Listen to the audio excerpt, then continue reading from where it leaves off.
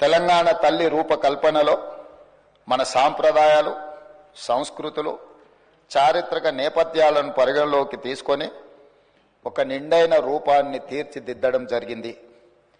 మన సంస్కృతికి అద్దం పడుతూ ప్రశాంత వదనంతో, సాంప్రదాయ కట్టుబొట్టుతో, మెడకు కంటే, గుండు పూసల హారంతో, చెవులకు బొట్ట కమ్మలతో, ముక్కు పుడకతో, బంగారు అంచు కలిగిన ఆకుపచ్చ చీరలో, చేతికి గాజులు, కాళ్లకు కడియాలు మెట్టలతో, చాకలి ఐలమ్మ, సమ్మక్క సారలమ్మ పోరాట స్ఫూర్తితో, ఎంతో హుందాతో కూడిన ఆహార్యంతో మన తెలంగాణ తల్లి రూపొందించబడినది.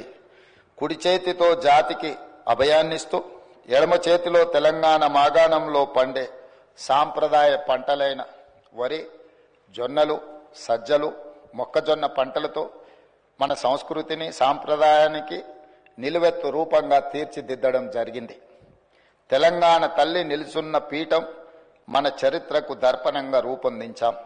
తెలంగాణ చిరునామనే ఉద్యమాలు, పోరాటాలు, అమరుల ఆత్మ బలిదానాలు.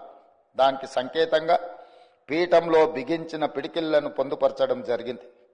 పోరాడి సాధించుకున్న తెలంగాణ రాష్ట్రాన్ని ప్రపంచంలోనే సమున్నతంగా నిలబెట్టాలన్న లక్ష్యాన్ని గుర్తు చేస్తూ చేతులన్నీ కలిపి పీఠాన్ని మోస్తున్న తీరు తెలంగాణ పునర్నిర్మాణ రీతిని తెలియజేస్తున్నాయి. అధ్యక్ష, తెలంగాణ తల్లి రూపకల్పనలో ఉపయోగించిన వర్ణాలకు కూడా ప్రత్యేకత ఉంది, గొప్ప తాత్వికత ఉంది.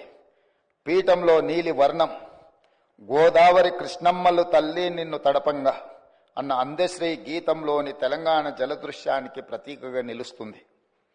అలాగే ఆకుపచ్చ వర్ణం పచ్చని మా నేలల్లో పసిడి సిరులు పండంగా అన్న తెలంగాణ సస్యశ్యామల వ్యవసాయ కీర్తికి సంకేతంగా కనిపిస్తుంది. ఎరుపు వర్ణం మార్పుకు, ప్రగతికి, చైతన్యానికి ప్రతీక. బంగారు వర్ణం శుభానికి, ఐశ్వర్యానికి, సమృద్ధికి నిదర్శనంగా నిలబడుతుంది.